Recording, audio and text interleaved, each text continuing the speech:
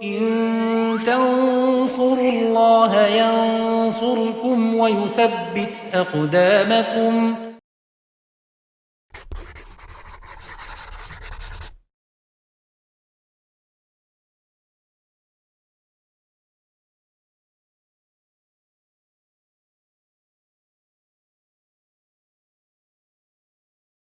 Bismillahirrahmanirrahim. Alhamdulillah wassalatu wassalamu ala Rasulillah wa ala alihi wa sahbihi wa man tabi'ahum bisanin ila yaumiddin, amma ba'd. Pemirsa Yufid Edu rahimani wa rahimakumullah. Masih bersama kitab Al-Muqaddimah Al-Hadramiyah, pembahasan dalam fikih madzhab Syafi'i bab ibadah. Masih dalam bahasan fikih salat, yaitu hal-hal yang dimakruhkan di dalam salat. Kita sudah sampaikan ada sekitar 13 yang sudah kita bahas, hal-hal yang dimakruhkan dalam sholat. Kita lanjutkan apa yang disampaikan musonif. Beliau rahimahullah ta'ala mengatakan, wa an yakhfidha ra'sahu fi ruku'ihi, yaitu merendahkan kepala ketika ruku, ya, merendahkan kepala ketika ruku ataupun mengangkatnya, ya. Kalau di sini merendahkan, atau kalau di syarah sebutkan juga mengangkat, nah, sehingga kita tulis merendahkan dan mengangkat. Ke-14, an yakhfidha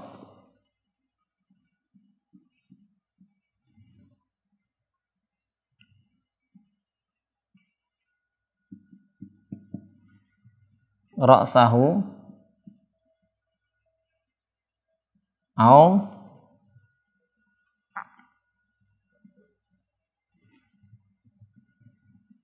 yarfa'ahu,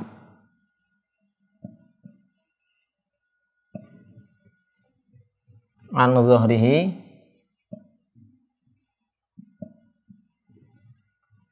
fi ruku'.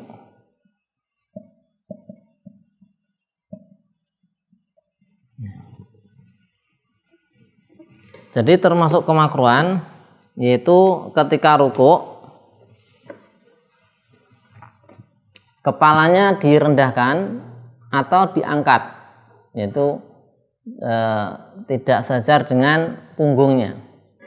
Nah, di Busra alam disebutkan wa ilam yubalik, meskipun tidak berlebihan, tetap dihukumi di makruh. Jadi misalnya pas ruku', nah ini malah agak dari punggung diginikan, ya. Meskipun tidak begini sekali, tapi dia lebih rendah atau dinaikkan begini, ya. Nah, itu dihukumi makruh di sini.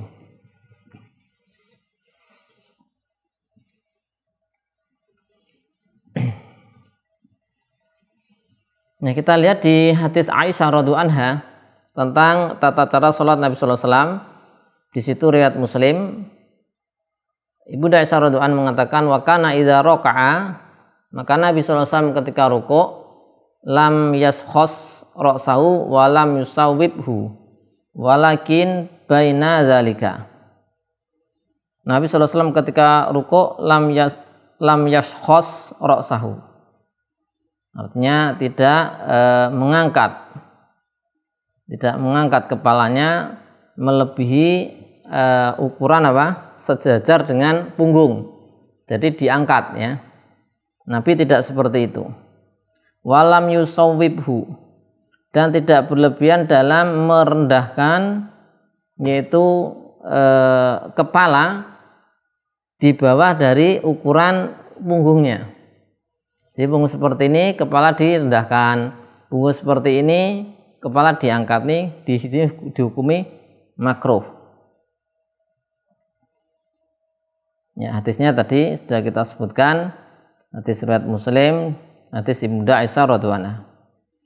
Kemudian yang berikutnya kata musannif, wa qira'atu surah. Wa qira'atu surah fi salisah war rafi'ah.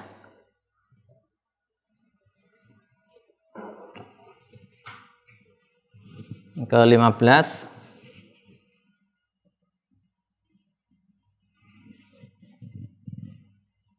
qira'atu surah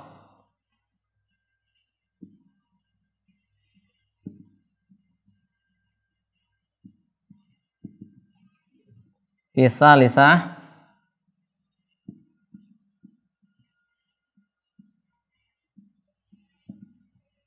warabi'ah. Membaca surat ya, di sini membaca surat di rakaat ketiga ya, di rakaat ketiga dan rakaat keempat ya, untuk sholat yang 4 rakaat, misalnya sholat zuhur, asar, isya. Nah, ini ada rakaat ketiga, rakaat 4 yang di situ sir bacaannya. Kalau dia membaca surat, kata musannif di sini hukumnya makruh. Atau di rakaat ketiga ketika sholat maghrib. Kan tapi Ibnu Hajar mengatakan kalau di Al-Mardiyah al-mu'tamad anna qira'ataha fihi ma laysat khilaful aula, laysat khilafal aula, bal huwa khilafus sunnah. Wala khilafus sunnah. Wa innam ya laysat bisunnah. Kata Ibnu Hajar laysat bisunnah. Bedanya dengan Busra al-Qani sebutkan la'ala muradu bil karahah fi hadhi adalah khilaful aula. Jadi ini hukumnya itu ada yang mengatakan khilaful aula, khilaful aula. Nah, ini kan dimasukkan di dalam kemakruhan ya, tapi ini sebagian komentar di sarah ya, seperti di Busra al-Karim. Yang dimaksud adalah khilaful aula.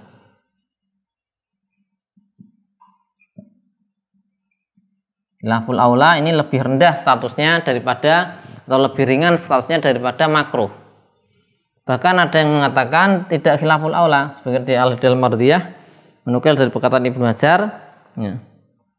Tidak khilaful aula, tidak khilafus sunnah, tapi hanya laisat bisunah ya. Bahkan ini laisat bisunah, laisat bisunah, bukan sunnah gitu aja, tidak termasuk sunnah. Laisat bisunah itu beda dengan khilafus sunnah ya. Ini ada faedah di Al-Mardiyah, saya Mustafa di Al-Bughal hafizahullah ta'ala mengatakan aqulu alladzi yaf'alu ma huwa khilafus sunnah qad ya'sam. Kalau melakukan yang khilafus sunnah bisa jadi dosa ya. Kalau alladzi yaf'alu ma laysa bisunnah, kalau melakukan yang bukan sunnah la ya'sam ya. La ya'sam bi fi'lihi kama anna la yusabu alaihi, tidak dapat dosa, tidak dapat pahala. Ini di Al-Mardiyah ya. Hukumnya kalau membaca surat itu membaca surat setelah Fatihah ya. Karena di rakaat ketiga dan keempat disunahkan baca di situ membaca Al-Fatihah ya. Harus baca Al-Fatihah, maksudnya harus baca Fatihah rukun ya. Karena Fatihah ini rukun di setiap rakaat. Nah, apakah disunahkan membaca surat setelah Fatihah di rakaat ketiga dan keempat? Tidak disunahkan. Kalau membaca menurut matan Muqaddimat Ad-Durriyah hukumnya makruh, sehingga lebih baik ditinggalkan.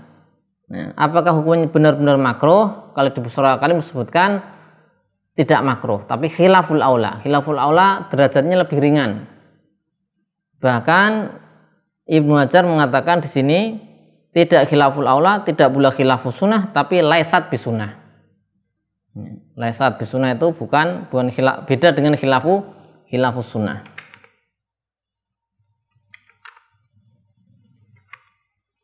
Ya, wa qira'atu surah fi salisah war rabi'ah.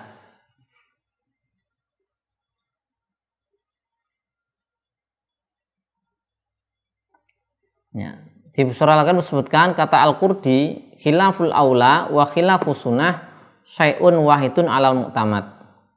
Ya. Menurut pendapat Syafi'i khilaful aula sama dengan khilafus sunnah sama. Tapi ada yang mengatakan beda antara khilaful aula dan khilafu as-sunnah sebagaimana tadi ya, disebutkan di sini.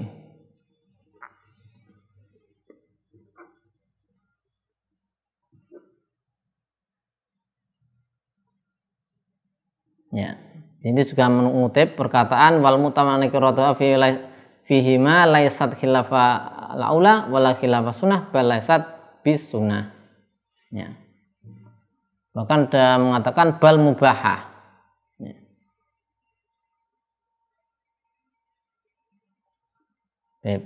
Jadi ini ya, intinya di situ tidak disunahkan membaca surat setelah membaca Fatihah di rakaat ketiga dan rakaat keempat. Ya. Illa liman subiqa bil ula wasaniyah fayaqra'uha fil akhirataini. Ya. Kecuali kalau dia masbuk, ya. Illa liman subiqa bil ula wasaniyah au ahdima. Kecuali masbuk satu rakaat dan dua rakaat atau salah satu. Ya. Masbuk di rakaat kedua dan pertama dan kedua, sehingga dia masuk di jamaah sudah rakaat ketiga, ya, sudah rakaat ketiga. Nah, atau dia masuk di rakaat kedua. Ya. Intinya masbuk satu rakaat atau dua rakaat. Maka dikatakan dibaca surat tersebut di akhir rakaat dua rakaat terakhir, ya, dari sholatnya imam. Karena alasannya dua rakaat terakhir dari imam ini adalah dua rakaat pertamanya si makmum. Ya.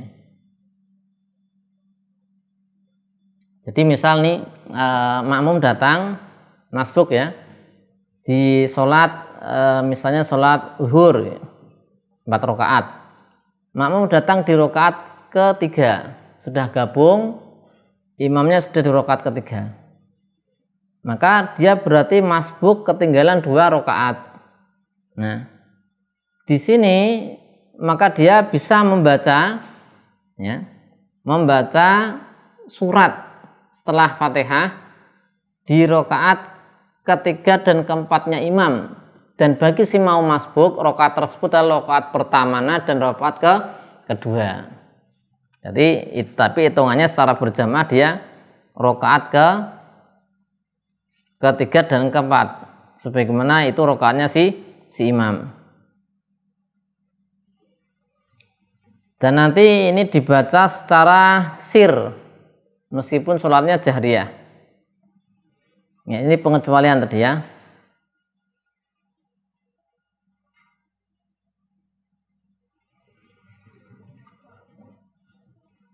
Jadi ini pengecualian, dia bisa membaca, ya, dia bisa membaca yaitu surat tidak makruh ketika dia masbuk. Yaitu membaca apa? Dia bisa membaca surat setelah Fatihah, hukumnya tidak makruh ketika dia masbuk, semisal masuk 1 rakaat atau 2 rakaat. Sehingga ketika berjamaah di rakaat ketiga dan rakaat keempat ini ada masbuk 2 rakaat, langsung masuk di rakaat ketiga, maka ini rakaat ketiga itu dia tetap bisa dianjurkan membaca surat setelah Fatihah, hukumnya tidak makruh. Ya, illa liman subiqa bil ula wasaniyah fayaqruha fil akhirataini.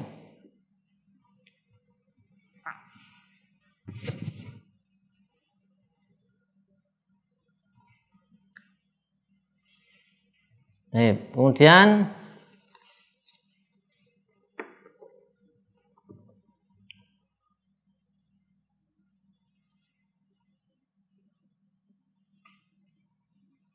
kalau tidak memungkinkan, ya, membaca di kedua rakaat tadi, maka bisa dibaca di yang terakhir.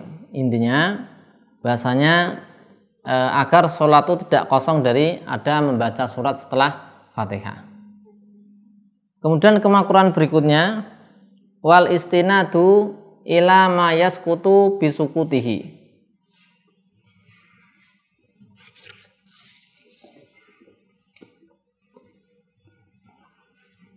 Al istinad yang kita hitung 16.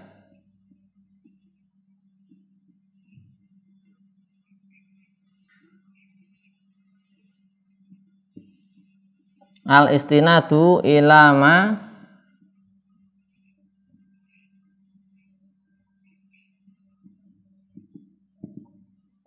yaskutu bisukutihi.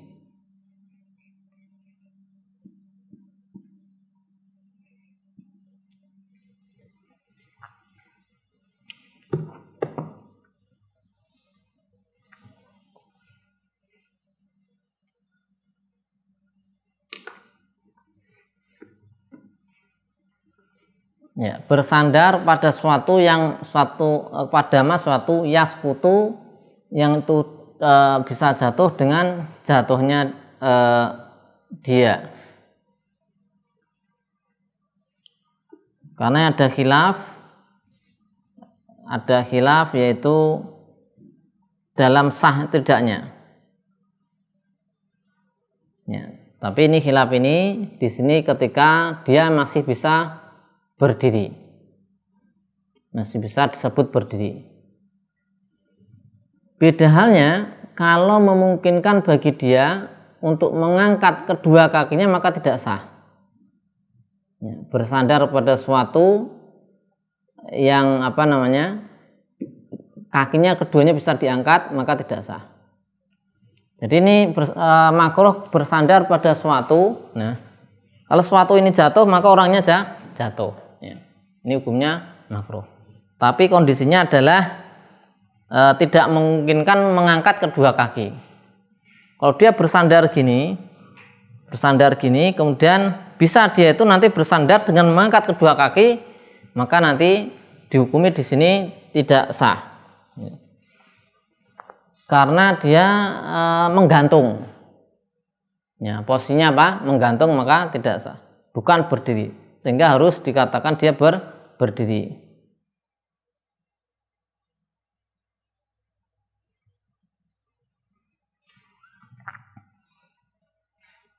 Ya, intinya tadi masih disebut berdiri, ya, bukan menggantung, artinya tidak memungkinkan baginya mengangkat kedua kaki. Kalau dia bersandar pada suatu, ya, dan masih dia memungkinkan untuk mengangkat kedua kaki, bisa berdiri gitu, dalam bahasa kita tidak jatuh, maka ini nggak boleh, karena nanti dihukumi menggantung. Kalau menggantung bukan berdiri, sholat dalam keadaan menggantung gini ya misalnya, ini tidak sah, disebutkan tidak sah. Jadi kalau yang makruh tadi bersandar pada sesuatu, dia jatuh ikut jatuh. Ya, demikian kemakruhan masih ada kemakruhan berikutnya nomor 17 dan seterusnya, insya Allah akan kita bahas di pertemuan berikutnya. Shallallahu ala sayyidina Muhammadin wa ala alihi wasallam. Walhamdulillahirabbil alamin.